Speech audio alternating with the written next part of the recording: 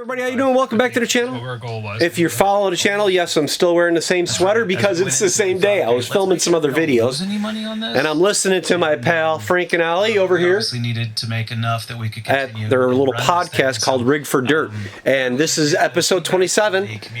They're talking to the owners of Deadman. That product is freaking awesome. What a great idea to be able to get yourself recovered. If you got a winch and you're out in the desert someplace or in the snow and you got nothing to winch to, you use a Deadman. It was so cool. I learned about them last year. I thought they were really neat, and they're talking about their how they started everything right now. But this video is not about that. Let me turn that down real quick. Let me underestimate the challenges of manufacturing. Pause the guys for a second here. This video, I was doing some Kit Badger stuff here as well. But this video today is, as the title states, it's knife making 101 time. And I recently did the video on the taper tang. Now what I'm doing is I have some knives to shape up, some Montanas, and one in particular is this one right here. Give you a closer look on it. This is a Montana, and this is actually stabilized koa.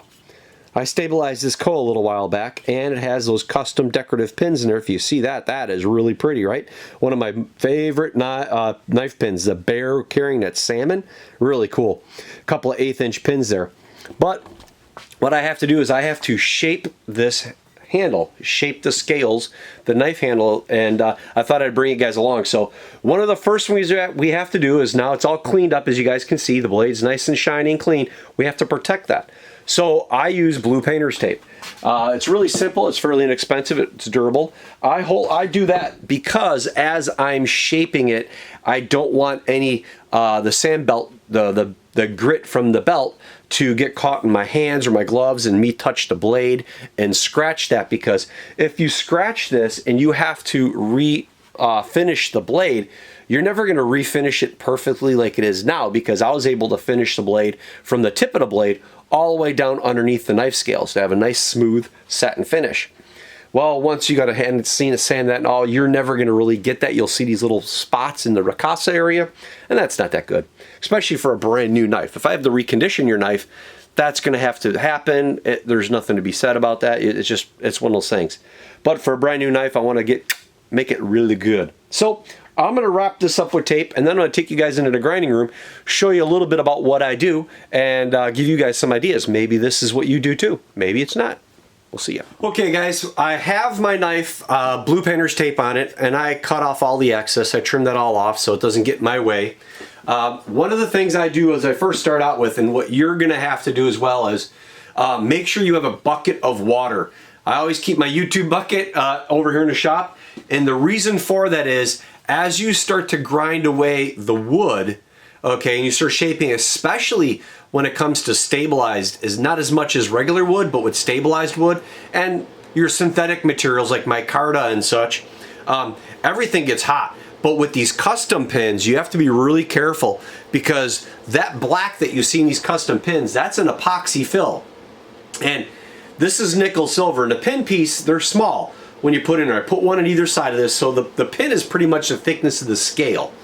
And what you want to do is you want to make sure you don't heat that up too much, because if you heat it up too much, it's going to break the bonding of that epoxy to the nickel silver pins that are in here, and the brass and everything. And that's definitely not any good. Also, I have the nickel silver pins in here, these 1/8" ones, and you don't want those to heat up. Those go all the way through the knife. Those are going straight through. The decorative pins are only about a thickness as the scale is. So cooling the knife is very, very important.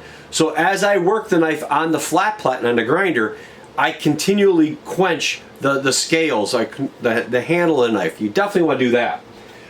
The other thing you want to do is start with fresh belts. You don't want to use worn out belts. And the reason why I say that is a worn out belt will not remove material, and it will also heat up your knife a lot faster. So by using fresh belts, you're getting brand new grit to remove everything and really start shaping. Now the only caveat with that is, what I will be doing is, in my pins, as you'll see here, the pins stick up ever so slightly. There you go. The pins stick up a little bit. You can do two things. You can try to cut that off if you want, but in this matter, I don't have to. I've got a lot of old used belts here. What I'll do is I'll put an old belt on, usually a 40 grit, and I'll just start to grind this down a little bit to remove some of the material. I don't want to use a fresh belt with that new aggressive grit on the pins, because this metal will just rip that grit off and then it's no good. The belt will be useless in a matter of seconds.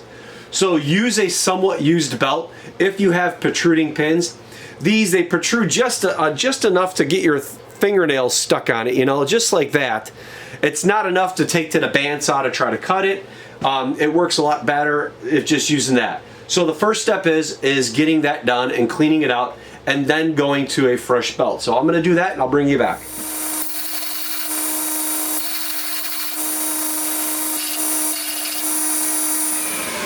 Okay, so this is what it looks like after you're done with that. So you can see they're nice and clean already. That koa is just beautiful, isn't it? Look at that. So once I did it, you'll see too, as I was doing it, you want to quench it, and then as I stirred it in the water a little bit, I would touch the pins, and they get pretty hot. So that's, I mean, you got to really take your time and pay attention to that, because if you're using decorative pins like this, the big, even the 1/4 inch ones, you get those too hot, those little rods, all the decorative, those mosaics and such, that metal and the epoxy, they'll no longer bond. That bond will break loose, and then you'll have other issues. So you definitely want to make sure with that.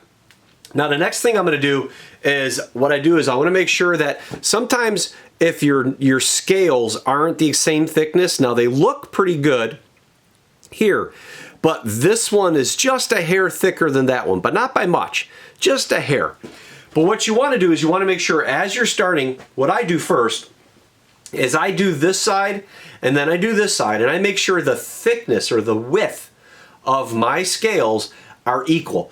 Meaning that when I look at this, the scales are going to be the same thickness on both sides, as well as down at the end of the tang, at the end here, as well as up at the top and by the shoulders.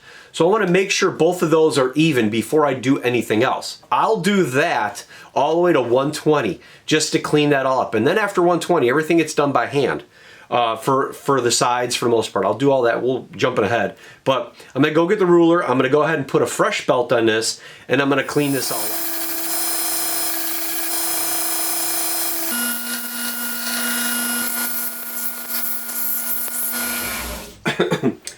Okay, now what we see here is I have the 80 grit across the scales, and again, look at that. Those are beautiful. That is something else. And what I did too now is I cleaned up the spine and accent that taper tang. And what I did is I brought it all the way around to the back of the tang, just like this. And what I do is I actually use the slack belt. I'll use the slack part of the belt. I don't take off the platen or anything. But what I do is down below and up above here, there's a little bit of slack between the contact, or the wheel that this is, not a drive wheel, but this wheel and the platen, there's a little bit of a gap there, especially down below. And I'll use that to work the back end of this a little bit, just like that, and to get that curve nice and clean. And I find it a little bit easier to control that than it is on the hard flat platen. So you could do it up here. This is the slack part right here. You could do that as well, but I don't see as the ability to control as much as I can right here. So that's something to think about. Now, one of the other things is in designing a knife, it's your curves that you're working on. And one of the curves is the back part of the tang at your hand, right back here. Well, that curve, I've gone ahead and designed that curve to work with this wheel right here. This diameter of the wheel, that curve is the exact curve on the inside of this knife, as well as many of my other knives. I did that for, one, it was ease of making a knife. If you don't have to switch things out as much, and if you have something that you can use as a reference point in shaping your handles and shaping the scales in your knife, it's a really important thing to do. So this contact wheel right here, this little wheel, is the same diameter as this. So what I'm going to end up doing is I'm going to go ahead and switch over to a 40 grit, and I'm going to go ahead and start removing the material right across the belly, okay, at the scales from this point all the way over to here. And I'm going to start working that, and I'm going to start shaping this a little bit. The next thing after that will be I'll have to put a small contact wheel on, because I have a certain size contact wheel that just does this finger groove right here, this part of the scales. But then I do something else with that same wheel. So let's get cracking.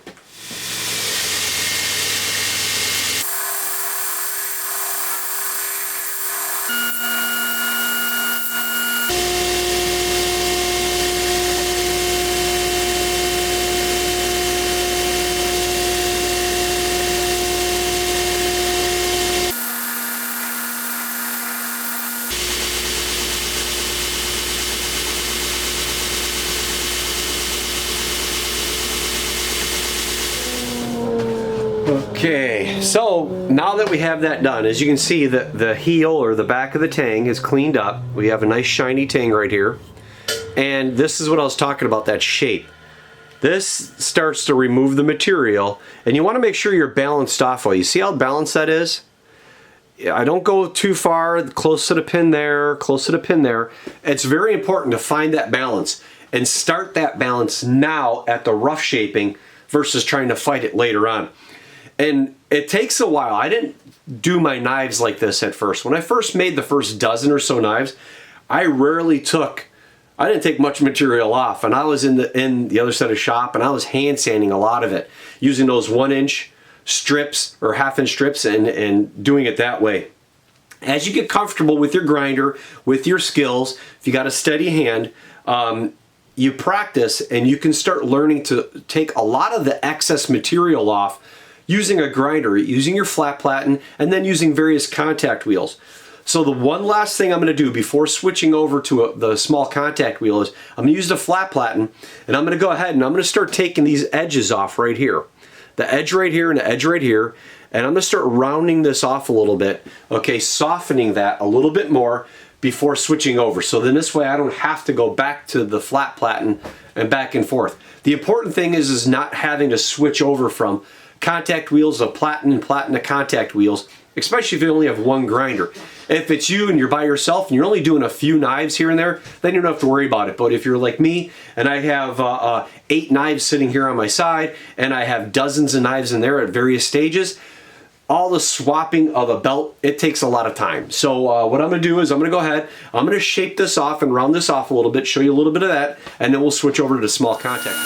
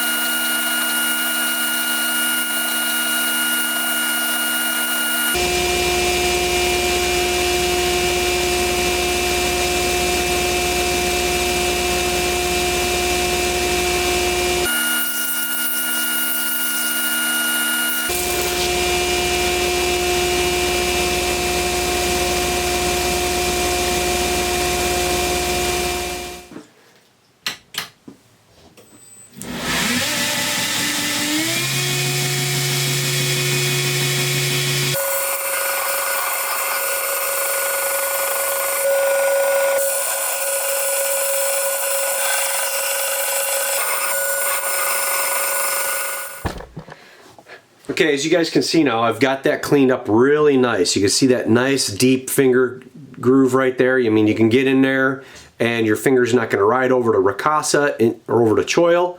That'll work really good. So next what I'm gonna do is I'm gonna go ahead and swap out the belt.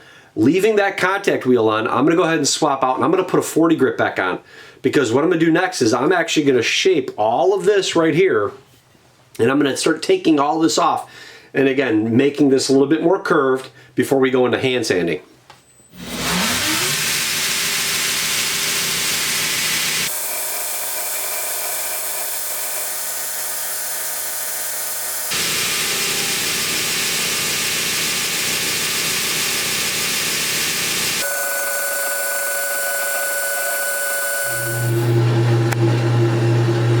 Okay guys, so Schaefer's out in the background working, so hopefully that's not too bad for video. It's not a big deal there. What we're doing next is, as you've seen, now we got it shaped. Now we're good to go. That was 120 grit, and what you wanted to do is just remove some of the material, take all those hard edges off. Again, it's all based on, so far it's been my experience. And when I first started getting into knives and I started making several, I'd make 2 or 3 and I started handing them out to people as I ran into friends and family to get them to hold on to it. As something as maybe my kids, as far up as someone that might have arthritis, different ages, men and women and all that. So I tried to learn a lot about what people were looking for in a shape of a knife. And that's what led me, and even Jeff, because the Montana is actually a knife design between him and I back when we were at his place in Montana a few years ago. And we came out with this, and after a few times refining it, and I made it mine and getting that handle shape. But with all handles, the one thing you got to be careful of, and how I was taught, is making sure this part right here isn't too wide. You don't want this part of the belly of this handle of your scales to be too wide, because as you go to grab it, this part, if you can see it, you don't want it to hit your fingers right here, the knuckle part. If this is too wide or too sharp and doesn't have as much of a taper across the here and here, when you wrap your hand around it and you grab it, it pushes these two knuckles outwards. If that's, hopefully you guys will understand it. Especially with my hand, you get these knuckles right here, the pad here, okay? When you wrap your hand around that, you don't want to feel like it's pushing these fingers out. Your pinky and your pointy finger are right here, but these two fingers, you don't want to make them feel like they're sticking up too far. Hopefully that makes sense. So what I do now is I come out here, and I used to use this kind of stuff, this spool right here. I used it for years. I even have a little left over, but I don't use it as much as I do. It's just sheets. Because I buy a lot of the sheets, I use them a lot more. I fold them in half in little pieces. I find them to be easier to control. I can use my fingers and I can get in there and I can make the shapes and I can do everything. What I'm doing now is just to do final finishing, as I've probably shown in a lot of my other videos, is I just sand. It's just this now. I just put it onto my lap and I just start sanding it and I start working out all these edges. You want to take some of those fine points like this out. You want to take those out. You want to even your edges like this. You want to even that up a little bit. You want to even the shoulders of your scales going to the blade. And then lastly, what you want to do is you want to make sure you finish your pins off nice. Now the higher, when you have fancy pins like this, the one problem you always have is getting these pins to look really good. Means you got to get them like 220 grit, 400 grit, 600 grit kind of thing. But if you get too high of the grit on your knife scales, they get really slippery. Especially with something like stabilized woods. They get really smooth and slippery. So there's a really fine balance between that. Me personally, in the experience I have, I go up to 220 grit. That leaves me with a really good finished pin, but also not too smooth of a knife handle that it's harder to hold on to, or people aren't very comfortable with it. Now again, it's personal preference. You're going to find your own niche, but I find that 220 grit actually is a really good overall grit for finishing a knife, for a hand sand and satin finish, as well as for knife scales. So I'm going to go ahead, I'm going to start sanding this all up, and I'll bring you guys back to what it finally looks like when we're all said and done.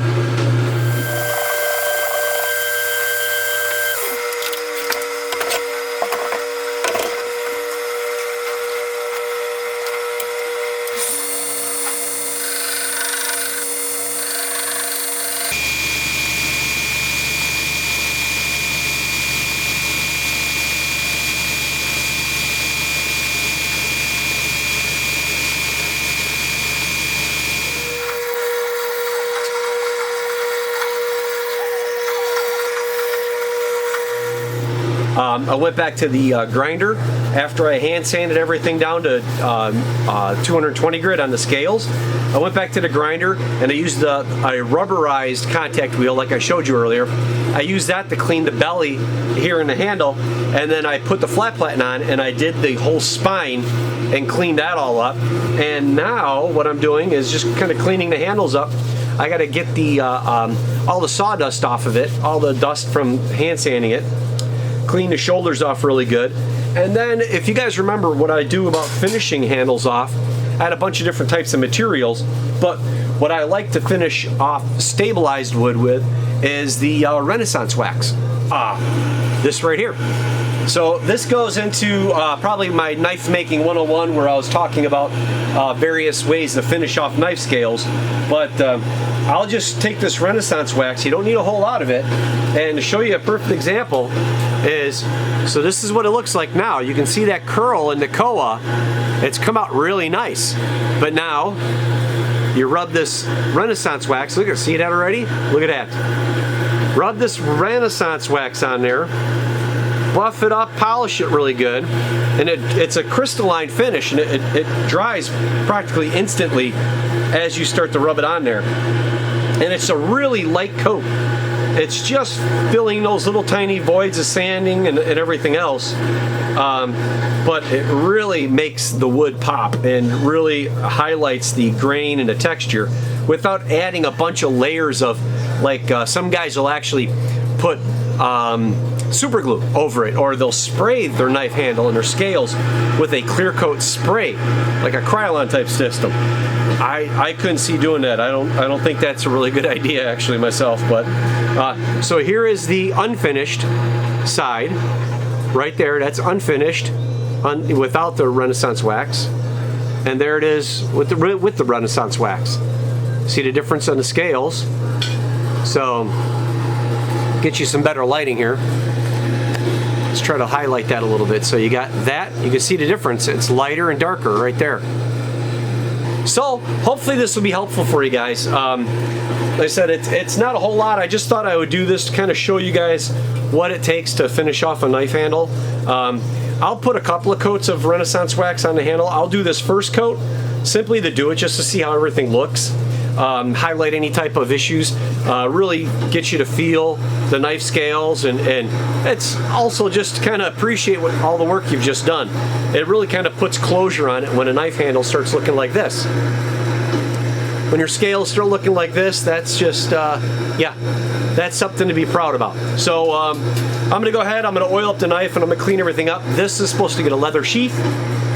And I might do a little 101 video. I've had some people ask about how I'm doing my leather sheaths with the stitching and stuff like that. Again, I'm not the best person to come to for that kind of thing, but I'll try to show you what I can and maybe help some people along. But otherwise, you guys, hopefully you have a good one. Enjoy yourselves. Thank you for all the support. Those numbers down below, amazing. So thank you to everybody that's been supporting me on Instagram and on YouTube here, and over on Facebook too. You guys sharing everything, that's been great. So and keep an eye out for more videos and more knives coming out, because 2020 is going to be an awesome year. You all have a good one. Take it easy.